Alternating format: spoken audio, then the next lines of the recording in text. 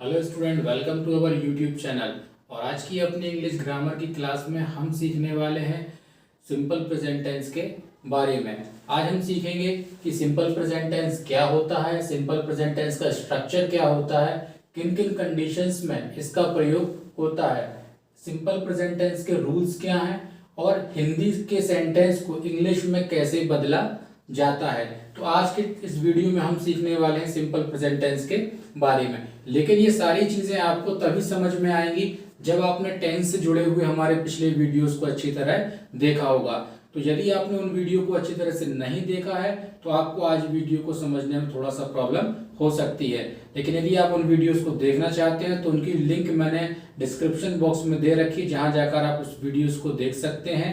ठीक है, ताकि आप आज के वीडियो को और अच्छी तरीके से समझ सकें। तो चलिए शुरुआत करते हैं आज के अपने इस वीडियो की। तो चलिए शुरुआत करते हैं। सबसे पहले ये समझते हैं कि सिंपल प्रेजेंट टेंस का उपयोग कहाँ और किन परिस्थितियों में किया जाता है। तो सबसे पहला नियम है इसका कि रोज या अक्सर किए जाने वाले कामों के बारे में बताने के लिए, मतलब सिंपल प्रेजेंट टेंस का उपयोग हम उन परिस्थितियों में करते हैं, उन कामों के बारे में बताने के लिए करते हैं जिन कामों को हम अक्सर ही किया करते हैं, या कह सकते हैं कि हम अपनी डेली रूटीन के बारे में बताने के लिए सिंपल प्रेजेंट टेंस का उपयोग करते हैं। तो कुछ एग्जांपल अपन देखते हैं यहाँ पर। जैसे कि ये लिखा हुआ है, मैं रोज स्कूल जाता हूँ। तो इंग्लिश में इसको क्या बोलेंगे? आई गो टू स्कूल डेली, क्योंकि स्कूल जाने का काम आप रोज करते हो। ठीक है, तो ये आपकी डेली रूटीन है। तो मैं रोज स्कूल जाता हूँ, I go to school daily. Second, मैं सुबह 6 बजे उठता हूँ। मतलब यहाँ पर हम अपनी क्या कर रहे हैं? डेली रूटीन के बारे में बता रहे हैं कि ये काम हम हमेशा करते हैं। तो I wake up at 6 o'clock in the morning. Next है, वह हमेशा यहाँ आता है। ही ऑलवेज कम्स हेयर, मतलब ये आने का काम हमेशा करता है। अगला एग्जाम्पल, मेरा भाई रोज यहाँ बैठता है, मतलब वो रोज बैठता है। My brother sits here daily. Anil बहुत तेज दौड़ता है। Anil runs very fast. तो कहने का मतलब जो चीजें आप हमेशा करते रहते हो उनके बारे में बताने के लिए हम किसका उपयोग करेंगे? सिंपल प्रेजेंट टेंस का करेंगे। ठीक, अब दूसरा चीज क्या होती है? यूनिवर्सल ट्रुथ बताने के लिए, मतलब ऐसी चीजें जो हर जगह पर सत्य होती हैं उनके बारे में बात करने के लिए भी हम सिंपल प्रेजेंट टेंस का उपयोग करते हैं। ठीक, जैसे कि एग्जांपल है, सूर्य पूर्व दिशा में उगता है। The sun rises in the east. तो ये एक यूनिवर्सल ट्रुथ है, मतलब ये एक ऐसी चीज है जो दुनिया में हर जगह एक समान होती है। अपन भारत में रहते तो अपन ये कहते the sun rises in the east.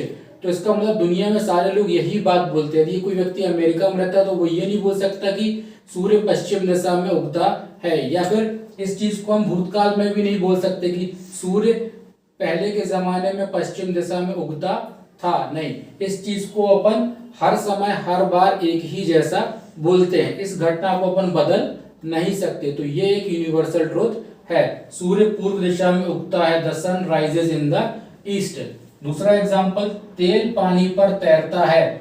Oil floats on water. तो ये घटना भी यूनिवर्सल ट्रुथ है। अपन चाहे अपने देश में रहे, दुनिया के किसी भी हिस्से में रहे, तेल पानी से हल्का होता है। जब आप पानी के ऊपर डालेंगे तो वो तैरेगा ही तैरेगा। ठीक है, तो ये इस तरह की जो घटनाएं होती हैं, या और भी कोई एग्जांपल इस तरह के होंगे, तो वो सभी चीजों को बताने के लिए हमें कौन से टेंस का उपयोग करना होगा? Simple present tense. अब ये तो हम सभी जानते हैं कि टेंस 12 प्रकार के होते हैं और हर टेंस को पहचानने का अपना एक तरीका होता है। हर टेंस की अपनी एक पहचान होती है। तो उसमें से सिंपल प्रेजेंट टेंस की पहचान क्या होती है? इसको पहचानने का सबसे अच्छा तरीका ये होता है कि आप उस सेंटेंस जो आपको दिया गया, उस सेंटेंस के आप सबसे आखिरी में जाकर देखिए कि उस सेंटेंस की क्रिया क्या है, उस सेंटेंस का वर्ब क्या है। अब क्रिया क्या होती है? क्रिया ऐसे शब्द होते हैं जो किसी काम के होने के बारे में हमें बताते हैं, या किसी घटना के घटने के बारे में बताते हैं। जैसे एग्जाम्पल है, आता जाता लिखता पढ़ता दौड़ता उगता। ये ठीक है, उगता दौड़ता तैरता बोलता पढ़ता लिखता। ठीक, तो ये इस प्रकार के जो शब्द होते हैं ये सारे के सारे क्रिया शब्द होते हैं। ये बहुत सारे होते हैं। तो जो भी प्रकार के काम हम करते हैं वो सभी के सभी क्रिया कहलाते हैं। तो हमें क्या देखना है, जो सेंटेंस लिखा है उसका क्रिया वाला शब्द कौन सा है, और क्रिया वाले शब्द में भी हमें क्या देखना है, केवल उसके आखिरी के अक्षर। जैसे इसमें क्या आया, ता, इसमें भी ता, ठीक है। तो यदि किसी सेंटेंस के हिंदी वाले सेंटेंस में जो आपको दिया गया है उसमें आखिरी के अक्षर यदि ता, ते, ती इस प्रकार के हैं, ठीक है, और उसमें क्या लिखा है, हो, हूं, इनमें से कोई चीज आई है, तो इसका मतलब वो कौन सा टेंस है, वो सिंपल प्रेजेंट टेंस है। तो सिंपल प्रेजेंट टेंस की सिंपल सी पहचान क्या होती है, ता, ते, ती, है, हो, हूं, है। मतलब यदि इनमें से कोई शब्द आ रहा है तो आप क्लियरली पहचान सकते हैं कि वो सिंपल प्रेजेंट टेंस है। तो अब सेंटेंस बनाना सीखें, इससे पहले जरूरी है कि हम कुछ रूल्स के बारे में जान लें, क्योंकि ये रूल्स हमारे को सेंटेंस बनाने में काफी मदद करने वाले हैं। तो चलिए देखते हैं रूल नंबर 1। पहला रूल कहता है कि समय बताने वाले शब्दों का प्रयोग वाक्य के अंत में होता है। मतलब जब आप हिंदी में आपको कोई सेंटेंस दिया गया है और आप उसको इंग्लिश में ट्रांसलेट कर रहे हो, तो यदि उसमें कोई समय बताने वाला शब्द आता है तो उसको आप कहाँ पे रखोगे, उसको आप वाक्य के अंत में रखोगे। समय बताने वाले शब्द कौन से, जैसे कि लिखा हुआ है daily, everyday, morning, evening, every week, every month, इस प्रकार का कोई भी शब्द यदि हमारे पास आता तो उसको आपको क्लियर है कि उसको हमें सेंटेंस के आखिरी में रखना होता है। ठीक, ये हो गया रूल नंबर 1। अब बात करें रूल नंबर 2 की। तो रूल नंबर 2 कहता है जब कहीं आने या जाने की बात हो तब स्थान के नाम के पहले टू लगाया जाता है। तो ये बहुत अच्छे से दिमाग में रखना है कि जब भी सेंटेंस में कहीं आने या जाने की बात हो रही है तो जगह का जो नाम है उसके पहले आपको टू लगाना ही है। ठीक, एग्जाम्पल देखते हैं, मैं बाजार जाता हूं, तो यहाँ पे जगह का नाम मालूम है, आप कहाँ जाते हो, बाजार। तो जब इंग्लिश में आप ट्रांसलेट करोगे तो क्या बोलोगे, आई गो टू मार्केट। तो जगह का नाम क्या है, मार्केट। तो मार्केट से पहले हमने क्या लगाया यहाँ पर, टू। दूसरा चीज, जिसे यहाँ लिखा हुआ है मैं वहां जाता हूं, आई गो देयर। अब यहाँ पे क्या हो रहा है, जगह का नाम नहीं बताया सेंटेंस में हमको, ठीक है। यहाँ पे केवल क्या लिखा हुआ, मैं वहां जाता हूं, तो वहां कहाँ, जगह का नाम नहीं पता, तो इस कंडीशन में हम यहाँ पर टू नहीं लगाएंगे, ठीक है ना। यदि आपने यहाँ पर टू लगा दिया तो आपका सेंटेंस गलत हो जाएगा। मतलब यदि आप इसको ऐसा लिखते हैं कि आई गो टू देयर, तो ये गलत सेंटेंस होगा। इसमें हमें जगह का नाम नहीं पता तो हम केवल क्या लिखेंगे, आई गो देयर, मैं वहां जाता हूं। ठीक, तीसरी चीज, तीसरा रूल है थर्ड पर्सन सिंगुलर नंबर के बाद आने वाली मेन वर्ब में एस या ईएस नियमानुसार लगाया जाता है। अब ये थर्ड पर्सन सिंगुलर नंबर क्या होता है, इसके लिए हमने पर्सन्स का एक अलग से वीडियो बनाया हुआ है, इसको आप देख सकते हैं, उसकी लिंक भी डिस्क्रिप्शन बॉक्स में दी गई है। ठीक है, तो किसी भी सेंटेंस को जब आप हिंदी से इंग्लिश में बना रहे हैं तो उसमें जो वर्ब आ रही है उस वर्ब में आपको क्या देखना पड़ता है कि वो वर्ब कौन सा पर्सन में के साथ आ रही है। मतलब वो फर्स्ट पर्सन के बाद आ रही है, सेकंड पर्सन के बाद आ रही है, कि थर्ड पर्सन के बाद आ रही है, और फर्स्ट सेकंड थर्ड पर्सन है तो उसका नंबर कौन सा, वो सिंगुलर नंबर है कि प्लूरल नंबर है। तो थर्ड पर्सन सिंगुलर नंबर के बाद जो वर्ब आएगी उसमें आपको एस या ईएस लगाना पड़ेगा। एग्जाम्पल देखते हैं, जैसे लिखा हुआ मैं क्रिकेट खेलता हूं, तो हम क्या बोलेंगे, आई प्ले क्रिकेट। लेकिन यदि हम ऐसा बोलते हैं कि वह क्रिकेट खेलता है तो क्या बोलेंगे, ही प्लेज क्रिकेट। तो यहाँ फर्क क्या हुआ, यहाँ पे हिंदी में कोई विशेष फर्क नहीं हुआ हमारे पास, ठीक है, यहाँ भी क्रिकेट खेल रहा है, यहाँ भी क्रिकेट खेल रहा है, लेकिन फर्क किस चीज का हुआ, पर्सन का, सब्जेक्ट का। यहाँ पे सब्जेक्ट कौन था, आई, मैं, ठीक है। तो आई के साथ जब कोई वर्ब आएगी तो उसमें हमें एस लगाने की जरूरत नहीं है। लेकिन यदि हमारा सब्जेक्ट वह लिखा है, वह मतलब ही, शी, इट लिखा हुआ है, ठीक है, तो इसके बाद जो वर्ब आएगी उसमें आप क्या लगाओगे, एस। तो यहाँ प्ले था, यहाँ पे प्लेज हो गया, मतलब दोनों का वही है। लेकिन इंग्लिश में एक नियम है कि आपको ऐसा करना पड़ता है, तो हमें करना पड़ेगा। फिर वे बाजार जाते हैं, तो वे बाजार जाते हैं, दे गो टू मार्केट। तो यहाँ पे क्या हो रहा है कि यहाँ पे दे कौन सा पर्सन है, दे थर्ड पर्सन है, लेकिन ये सिंगुलर नंबर नहीं, ये प्लूरल नंबर है, इसलिए यहाँ पर अपन एस या ईएस का उपयोग नहीं करेंगे। लेकिन यदि हम बोलते हैं वह बाजार जाता है तो हम क्या बोलेंगे, ही गोज टू मार्केट, क्योंकि ही कौन सा पर्सन है, थर्ड पर्सन सिंगुलर नंबर है।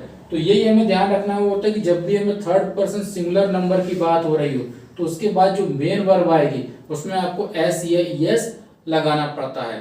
ठीक, इंग्लिश के सभी 12 टेंसेस का अपना एक स्ट्रक्चर होता है। और स्ट्रक्चर क्या होता है? स्ट्रक्चर एक ऐसी चीज होती है, इसको अपन फॉर्मूला भी कह सकते हैं। स्ट्रक्चर एक ऐसा फॉर्मूला होता है जो हमें ये बताता है कि जो हमें हिंदी में सेंटेंस दिया गया उसको जो हम इंग्लिश में ट्रांसलेट कर रहे हैं तो किस शब्द को किस जगह पे रखना है। यदि हमें किसी भी टेंस का स्ट्रक्चर नहीं मालूम तो फिर क्या होगा कि हम उस सेंटेंस को इंग्लिश में ट्रांसलेट नहीं कर पाएंगे, हमारे शब्दों की जो व्यवस्था है वो बिगड़ जाएगी। हम किसी शब्द को आगे रख देंगे, किसी शब्द को पीछे रख देंगे। तो हर टेंस का अपना एक स्ट्रक्चर होता है, उसको हमें याद रखना बहुत जरूरी होता क्या है। अब जो हम पढ़ रहे हैं अभी सिंपल प्रेजेंट टेंस, उसका स्ट्रक्चर क्या है वो देखते हैं।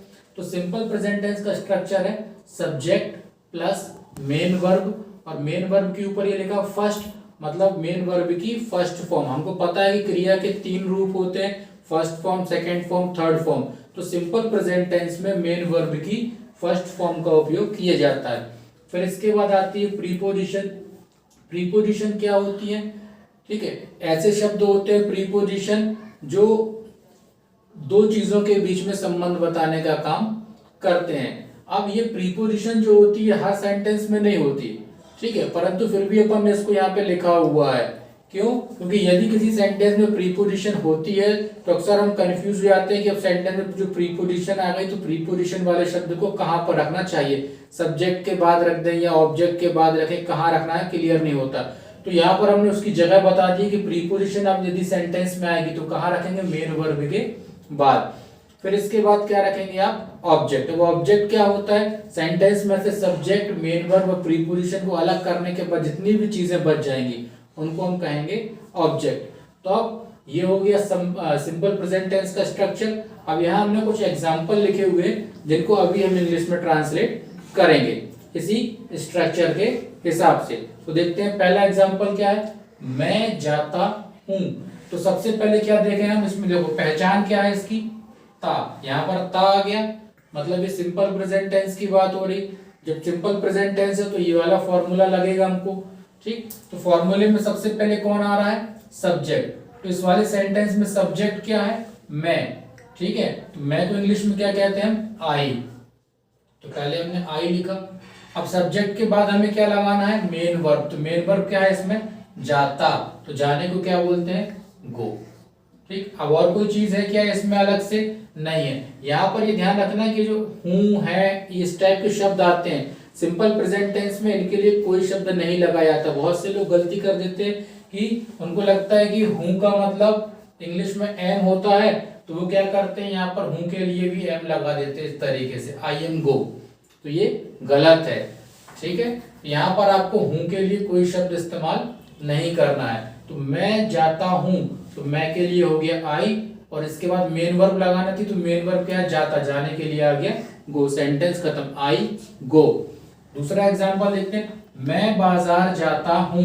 तो फिर से यहाँ पे पहचान आ गई, ता। तो सबसे पहले हम क्या लिखेंगे, सब्जेक्ट। सब्जेक्ट कौन है, आई। अब आई के बाद क्या आएगा, मेन वर्ब। मेन वर्ब क्या है, जाता। जाने के लिए क्या आएगा, गो। ठीक, अब कहा जाता हूं, बाजार। तो हमने रूल पढ़ा है कि जब भी कहीं आने या जाने की बात हो तो जगह का नाम लिखने से पहले हमें टू लगाना पड़ता है। तो यहाँ जगह का नाम पता है, हमें बाजार जाने की बात हो रही, तो पहले हम क्या लिखेंगे, टू। और अब कहाँ जा रहे हैं, बाजार, मतलब मार्केट। तो आई गो टू मार्केट। ठीक, तीसरा एग्जांपल देखें, मैं रोज बाजार जाता हूं। तो यहाँ पे पहले सब्जेक्ट आएगा। सब्जेक्ट कौन है, आई। सब्जेक्ट के बाद मेन वर्ब। मेन वर्ब क्या है, जाता। जाने के लिए गो। जगह का नाम पता है हमें, बाजार जा रहे हैं, इसलिए क्या लिखेंगे, पहले टू, फिर आएगा मार्केट। और हमने एक नियम पढ़ा था कि यदि सेंटेंस में कहीं पे कोई समय बताने वाला शब्द आए तब हम क्या करेंगे, उसको वाक्य के अंत में लिखेंगे। तो यहाँ पे समय बताने वाला शब्द क्या आ रहा है, रोज। तो रोज कहाँ लिखोगे आप, सेंटेंस के लास्ट में, आई गो टू मार्केट डेली। ठीक, तो पूरा सेंटेंस जो स्ट्रक्चर के हिसाब से बना रहे हैं हम। ठीक है, तो स्ट्रक्चर यदि याद रहेगा तो हम सेंटेंस आसानी से बना पाएंगे। अगला एग्जांपल है, मैं खेलता हूं। तो यहाँ पे सब्जेक्ट कौन है, आई। फिर सब्जेक्ट के बाद मेन वर्ब। मेन वर्ब क्या है, खेलता। खेलने को इंग्लिश में क्या बोलते हैं, प्ले। तो ये सेंटेंस कंप्लीट, क्योंकि यहाँ पे अब कोई चीज बची नहीं, तो आई प्ले। जरूरी नहीं कि हर सेंटेंस में प्रीपोजिशन या ऑब्जेक्ट हो, ठीक है। अगला सेंटेंस है मैं क्रिकेट खेलता हूँ, तो सब्जेक्ट कौन है इसमें, आई। मेन वर्ब क्या है, खेलना, खेलने के लिए हमने लगाया प्ले, आई प्ले। अब क्या खेलता हूँ, क्रिकेट, तो आखिरी में आ गया क्रिकेट, तो क्रिकेट क्या हो गया हमारा ऑब्जेक्ट, ठीक। इस सेंटेंस में कहीं कोई प्रीपोजिशन नहीं आ रही, इसलिए इसमें हमने लगाई नहीं। फिर वे मुंबई में रहते हैं, अब ये सेंटेंस इसमें हमने प्रीपोजिशन का भी इस्तेमाल किया है, तो वे मुंबई में रहते हैं, तो वे सब्जेक्ट हो गया, वे के लिए क्या लिखते हैं, दे। अब सब्जेक्ट के बाद क्या आती है, मेन वर्ब, तो मेन वर्ब क्या है इसमें, रहते, रहने के लिए क्या आता है इंग्लिश में, लिव, दे लिव। अब वे कहाँ रहते हैं, मुंबई में, तो अब पहले मैं के लिए शब्द लगाएं कि मुंबई के लिए शब्द लगाएं, तो हमें पता है कि प्रीपोजिशन पहले आती है, जो बचे हुए शब्द मतलब ऑब्जेक्ट आखिरी में आता है, तो यहाँ प्रीपोजिशन कौन है, मैं के लिए कौन सा वर्ड आएगा, इन, तो दे लिव इन। अब क्या बचा है इसमें, मुंबई, तो यहाँ हम लिखेंगे Mumbai, they live in Mumbai. ये सब्जेक्ट हो गया, ये मेन वर्ब है, ये प्रीपोजिशन और ये ऑब्जेक्ट हो गया। फिर वह राजा के पीछे बैठता है, तो सब्जेक्ट कौन है, वह मतलब ही, लड़के की बात हो रही है इसलिए ही, और यदि ऐसा लिखा होता वह राजा के पीछे बैठती है, तो लड़की की बात हो रही होती, तो हम यहाँ लगाते शी, तो वह राजा के पीछे बैठता है ही। अब सब्जेक्ट ये हो गया, अब आएगी मेन वर्ब, मेन वर्ब क्या, बैठना, बैठने को क्या बोलते हैं, सिट। फिर सिट में क्या लगाना पड़ेगा, एस, क्यों, क्योंकि हमने एक नियम पढ़ा है कि सिंपल प्रेजेंट टेंस में थर्ड पर्सन सिंगुलर नंबर के बाद जो वर्ब आती है उसमें एस या यस लगाया जाता है, तो यहाँ पे ही कौन सा पर्सन है, थर्ड पर्सन है और सिंगुलर नंबर है, तो ये जो वर्ब आई सिट, उसमें हम क्या लगा देंगे, एस, ही सिट्स। अब सब्जेक्ट हो गया, वर्ब हो गया, इसके बाद क्या चाहिए, प्रीपोजिशन, तो प्रीपोजिशन कौन है इसमें, के पीछे, तो पीछे के इंग्लिश में क्या बोलते हैं, बिहाइंड, ही सिट्स बिहाइंड, ये प्रीपोजिशन हो गया। अब क्या चाहिए, ऑब्जेक्ट, ऑब्जेक्ट क्या बचा, राजा, तो he sits behind Raja, subject main verb preposition object. फिर हम राजा के साथ खेलते हैं, तो सब्जेक्ट कौन है, हमको इंग्लिश में क्या कहेंगे, वी, सब्जेक्ट हो गया। अब वर्ब, वर्ब क्या है, खेलते, खेलने को क्या बोलते हैं, प्ले। फिर प्रीपोजिशन, प्रीपोजिशन क्या है, के साथ मतलब विथ, वी प्ले विथ। अब क्या बचा, राजा, ठीक है, तो यहां पर आ गया राजा, ठीक है। तो ये कुछ एग्जाम्पल थे जिनमें अपन ने क्या देखा कि इस स्ट्रक्चर के हिसाब से, यदि हमें स्ट्रक्चर हमें याद है तो हम सेंटेंस को आसानी से बना सकते हैं। तो सिंपल प्रेजेंट टेंस की ये जो एग्जाम्पल हमने अभी देखे, ये सारे के सारे एग्जाम्पल कैसे हैं, अफर्मेटिव सेंटेंस के एग्जाम्पल है, मतलब इन सेंटेंसेस में हमने कहीं पर भी नॉट का उपयोग या फिर क्या वाले शब्दों का उपयोग हमने कहीं पर भी नहीं किया। तो अब सिंपल प्रेजेंट टेंस में नेगेटिव सेंटेंस कैसे बनाए जाते हैं, इंटेरोगेटिव कैसे बनाए जाते हैं, अब हम देखेंगे उनके कुछ एग्जाम्पल्स। एक बात हमेशा याद रखिए कि किसी भी टेंस का नेगेटिव या इंटेरोगेटिव सेंटेंस बनाने के लिए हमें उस टेंस के हेल्पिंग वर्ब की आवश्यकता होती है। हर टेंस का अपना एक अलग हेल्पिंग वर्ब होता है और बिना हेल्पिंग वर्ब के आप नेगेटिव या इंटेरोगेटिव नहीं बना सकते। तो सिंपल प्रेजेंट टेंस में नेगेटिव और इंटेरोगेटिव बनाने के लिए कौन से हेल्पिंग वर्ब की जरूरत पड़ती है, तो यहाँ हेल्पिंग वर्ब दो है हमारे पास, एक डू और एक डज। तो ये दोनों क्या है, हेल्पिंग वर्ब, दोनों के मतलब में कोई फर्क नहीं है, बस ये इनके उपयोग पर्सन्स के हिसाब से अलग अलग होते हैं। मतलब यदि आई की बात हो रही है, फर्स्ट पर्सन की बात हो रही है, तो हम हेल्पिंग वर्ब क्या लगाएंगे, डू, और यदि वी की बात हो रही है सब्जेक्ट में, तो हम हेल्पिंग वर्ब क्या इस्तेमाल करेंगे, डू। फिर यू के साथ भी आपको डू लगाना है, दे के साथ भी डू लगाना है। लेकिन यदि थर्ड पर्सन की बात हो रही है सिंगुलर नंबर में, तो ही, शी, इट, इनके साथ हमें हमेशा डज का उपयोग करना होता है। मतलब सेंटेंस को जब नेगेटिव या इंटेरोगेटिव बनाएंगे तब हमें इन्हीं हेल्पिंग वर्ब की आवश्यकता पड़ेगी और उनका उपयोग हमें इन्हीं सब्जेक्ट के हिसाब से और इन्हीं पर्सन्स के हिसाब से करना होता है। तो अब ये कैसे करते हैं कुछ एग्जाम्पल के द्वारा अब हम समझेंगे। तो चलिए समझते हैं सबसे पहले कुछ नेगेटिव सेंटेंस के एग्जाम्पल्स के द्वारा। यहाँ हमने कुछ नेगेटिव सेंटेंस लिखे हुए हैं, अब इन्हें इंग्लिश में ट्रांसलेट कैसे करना अपन ये देखते हैं। ठीक, स्ट्रक्चर हमें वही याद रखना जो हमने पहले पढ़ा हुआ था। ठीक, एक बार शॉर्टकट में यहाँ फिर से स्ट्रक्चर लिख दे रहे हैं। सब्जेक्ट, मेन वर्ब की फर्स्ट फॉर्म, प्रीपोजिशन, ऑब्जेक्ट। ये स्ट्रक्चर हमें हमेशा याद रखना है। ठीक, यहाँ लिखा हुआ मैं यहाँ नहीं रहता हूँ, तो सबसे पहले कौन आएगा? सब्जेक्ट। सब्जेक्ट क्या है? मैं मतलब आई। ठीक है, अब चूंकि ये सेंटेंस नेगेटिव है तो हमें क्या करना है, यहाँ पर एक हेल्पिंग वर्ब के साथ में नॉट का उपयोग करना है, क्योंकि नॉट शब्द बिना हेल्पिंग वर्ब के नहीं आता है। तो अब आपको यहाँ पे क्या लगाना है? सब्जेक्ट क्या है? आई, तो आई के साथ क्या लगेगा? Do not. तो यहाँ पे ध्यान रखना है कि सब्जेक्ट और मेन वर्ब के बीच में ही आपका ये डू नॉट आएगा। तो आई डू नॉट। अब इसके बाद मेन वर्ब। मेन वर्ब क्या है? रहता, रहने को बोलते हैं। लिव, आई डोंट या आई डू नॉट लिव। अब क्या बचा यहाँ पर? यहाँ मतलब here. I do not live here. फिर वह जबलपुर में नहीं रहता है, तो सब्जेक्ट कौन है? वह मतलब ही। ठीक, अब ही के साथ में नेगेटिव बनाने के लिए डू नॉट आएगा कि डज नॉट? तो हमने अभी समझा था ही के साथ डज का उपयोग होता है, तो यहां पर क्या लिखेंगे हम? Does not. He does not. फिर वह जबलपुर में नहीं रहता है, तो सब्जेक्ट मेन वर्ब क्या है इसमें? रहता, रहने के लिए लिव। ठीक है, वह जबलपुर में नहीं रहता है। अब क्या हो गया? सब्जेक्ट हो गया, मेन वर्ब हो गया। अब क्या? प्रीपोजिशन। प्रीपोजिशन है इस सेंटेंस में, ये है मैं के लिए क्या आता है? इन। फिर क्या बचा? ऑब्जेक्ट। तो ऑब्जेक्ट क्या हो गया? Jabalpur. He does not live in Jabalpur. अगला एग्जाम्पल, वे क्रिकेट नहीं खेलते हैं, तो सब्जेक्ट कौन है? वे मतलब दे। फिर दे के साथ क्या लगेगा? डू की डज, तो यहाँ लगेगा डू, तो ये हो जाएगा do not. They do not. फिर मेन वर्ब। मेन वर्ब क्या है? खेलना, खेलने को बोलेंगे play. They do not play.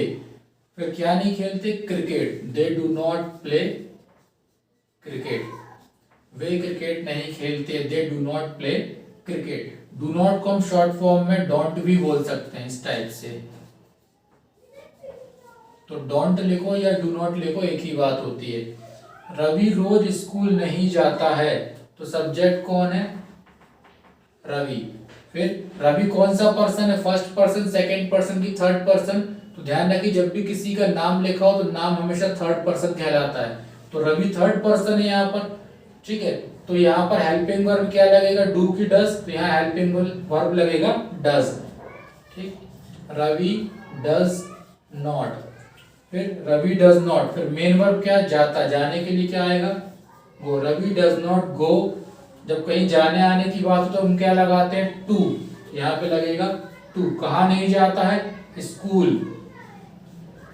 Ravi does not go to school. और कब नहीं जाता? रोज। तो समय बताने वाले शब्द कहाँ पर आएंगे? आखिरी में। Ravi does not go to school daily. फिर नेहा यहाँ नहीं पढ़ती, तो सब्जेक्ट कौन है? नेहा। फिर नेगेटिव है तो यहाँ पे क्या लगेगा? Does not. ठीक, Neha does not. Neha third person है इसलिए यहाँ पे डज नॉट। फिर मेन वर्ब क्या? पढ़ती, पढ़ने को बोलते हैं read. Neha does not read. फिर क्या बचा? यहाँ, तो ये हो गया here. Neha does not read here. Neha यहाँ नहीं पढ़ती है। तो ये एग्जाम्पल हुए कुछ नेगेटिव सेंटेंसेस के। तो आपको समझ में आ गया होगा कि नेगेटिव कैसे बनाते हैं। ठीक, अब अपन समझेंगे इंटेरोगेटिव सेंटेंस कैसे बनाए जाते हैं। अब हम देखते हैं कुछ इंटेरोगेटिव एग्जाम्पल। इंटेरोगेटिव ऐसे सेंटेंस होते हैं जिनकी शुरुआत क्या शब्द से होती है। और यहाँ पर भी वही ध्यान रखना है कि इंटेरोगेटिव की शुरुआत जैसे हिंदी में क्या से होती है, तो इंग्लिश में हम सिंपल प्रेजेंट टेंस वाले सेंटेंसेस की शुरुआत डू या डज से करेंगे। और डू डज का उपयोग कैसे करना वो हम समझ चुके हैं। आई, वी, यू, दे के साथ हमें डू लगाना है, और ही, शी, इट के साथ या किसी के नाम के साथ हमें डज लगाना। तो चलिए समझते हैं पहला एग्जाम्पल। क्या तुम रोज स्कूल जाते हो? तो यहाँ पे सब्जेक्ट कौन है? तुम मतलब यू, तो यू के साथ डू आएगा कि डज, तो यू के साथ डू लगता है, तो पहले क्या लिखेंगे डू। फिर इसके बाद सब्जेक्ट आ गया तुम मतलब यू, डू यू, फिर मेन वर्ब क्या है जाते, मेन वर्ब है जाते, डू यू गो, कहीं जाने की बात हो रही है इसलिए हम क्या लगाएंगे टू। फिर जगह का नाम do you go to school, कब, रोज, daily, do you go to school daily.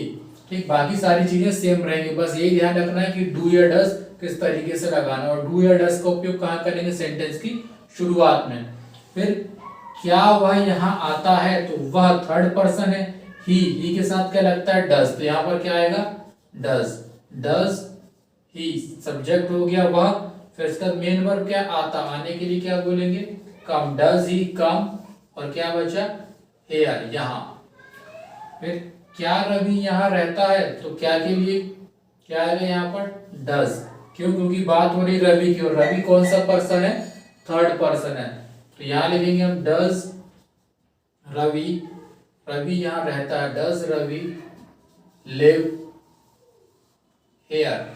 ठीक, अगला एग्जांपल, क्या तुम्हारा भाई मुंबई में रहता है, तुम्हारा भाई ये थर्ड पर्सन है, ठीक है, तो यहाँ पे हम क्या लिखेंगे डज। फिर सब्जेक्ट कौन है, तुम्हारा भाई, डज योर ब्रदर, फिर मुंबई में रहता है, does your brother live, preposition क्या है इन, मुंबई में, तो does your brother live in Mumbai. ठीक है, तो यहाँ पे इन प्रीपोजिशन दी। क्या तुम अंग्रेजी जानते हो, तो तुम मतलब यू के साथ क्या लगेगा डू, तो डू यू। फिर मेन वर्ब क्या है जानना, जानने के लिए क्या लिखते हैं हम know, KNOW know, do you know क्या जानते हो इंग्लिश, तो डू यू नो इंग्लिश। ठीक, तो ये है कुछ एग्जांपल इंटेरोगेटिव सेंटेंसेस के। जिस तरह से हिंदी में प्रश्न वाले शब्दों की शुरुआत हमेशा का शब्द से होती है, कब, कहाँ, क्यों, कैसे, ऐसे ही इंग्लिश में जितने प्रश्न वाले शब्द होते हैं उनकी शुरुआत होती है WH शब्द, जैसे व्हाट, वेयर, व्हेन, ठीक है, या विच। तो जितने भी WH वाले शब्दों से बनने वाले सेंटेंस होते हैं उनको हम कहते हैं WH सेंटेंस। अब इनको इंग्लिश में किस तरीके से ट्रांसलेट किया जाता है इसको हम समझते हैं। एग्जाम्पल देखते हैं। पहला एग्जाम्पल, तुम कहाँ रहते हो। ठीक, तो सबसे पहले हम कौन सा शब्द लेकर आएंगे WH, तो कहाँ के लिए इंग्लिश में क्या होता है वेयर। फिर WH के बाद आता है हेल्पिंग वर्ब, तो यहाँ पे हेल्पिंग वर्ब डू या डज में से कोई एक लगाना है, तो यहाँ पर क्या लगाएंगे डू, क्योंकि हमारा सब्जेक्ट कौन है तुम मतलब यू, तो यहाँ पे लगेगा डू। वेयर डू, फिर आएगा सब्जेक्ट यू, तो वेयर डू यू। फिर मेन वर्ब क्या है रहते, रहने के लिए आ गया live, where do you live. अगला, वह क्या जानता है, तो यहाँ पे WH वाला शब्द क्या है क्या, तो क्या के लिए हम लगाएंगे व्हाट। और यहाँ पे हेल्पिंग वर्ब डू या डज में से क्या आएगा, तो यहाँ हेल्पिंग वर्ब आएगा डज, क्योंकि हमारा सब्जेक्ट कौन है वह, थर्ड पर्सन ही है, तो यहाँ पे लगेगा आप ही, वह के लिए व्हाट डज ही। फिर बचा मेन वर्ब, मेन वर्ब क्या है जानता, जानने के लिए क्या आएगा know, what does he know. अगला सेंटेंस, रवि यहाँ क्यों आता है, तो WH वाला शब्द कौन है क्यों, क्यों के लिए इंग्लिश में होता है वाई। और फिर हेल्पिंग वर्ब डू आएगा कि डज, तो यहाँ पर भी आएगा डज, क्योंकि रवि थर्ड पर्सन है, ठीक, और सब्जेक्ट कौन है रवि, तो सब्जेक्ट की जगह पर रवि आ गया। वाई डज रवि, फिर मेन वर्ब क्या है आता, come, why does Ravi come here. अगला सेंटेंस है, तुम बाजार कब जाते हो, तो यहाँ पे WH कौन है कब, कब के लिए आएगा when। फिर इसके बाद हेल्पिंग वर्ब क्या आएगा डू क्यों आएगा, क्योंकि यहाँ पर सब्जेक्ट कौन है तुम मतलब यू, when do you। फिर मेन वर्ब क्या है जाना, जाने के लिए क्या आएगा गो, और जब जगह का नाम पता तो क्या लगाते हैं टू, और आखिरी में क्या है मार्केट, बाजार। When do you go to market।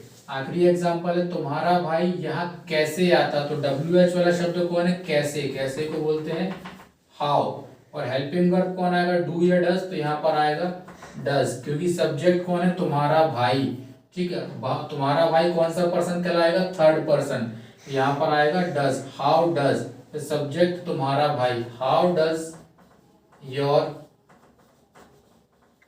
Brother, फिर मेन वर्ब क्या है, आता, आने के लिए क्या आएगा, कम। हाउ डज योर ब्रदर कम, फिर आखिरी में क्या बचा, यहाँ के लिए हियर, ठीक। तो ये सारे हो गए WH सेंटेंस। तो WH सेंटेंस में मेन चीज क्या होती है, सबसे पहले WH वाला शब्द आता है, इसके बाद हेल्पिंग वर्ब आता है, इसके बाद सब्जेक्ट आता है, और फिर मेन वर्ब आती है, और फिर उसके बाद प्रीपोजिशन है तो वो आएगा, नहीं तो फिर डायरेक्ट ऑब्जेक्ट आ जाएगा, ठीक। तो ये होते हैं WH शब्दों के एग्जाम्पल। तो उम्मीद करते हैं आज के वीडियो में बताई गई सभी चीजें आपको अच्छी तरह से समझ में आ गई होंगी। अभी आपका काम है कि आपको यदि ये टेंस और अच्छे तरीके से सीखना है तो आप ज़्यादा से ज़्यादा सेंटेंसेस बनाकर उनकी प्रैक्टिस कीजिए, क्योंकि जितने ज़्यादा से ज़्यादा सेंटेंस आप बनाएंगे, जितने अलग अलग टाइप के सेंटेंस आप बनाएंगे, उतने ही अच्छे तरीके से आपको टेंस समझ में आएगा और आपको ये अच्छे से बनने भी लगेगा।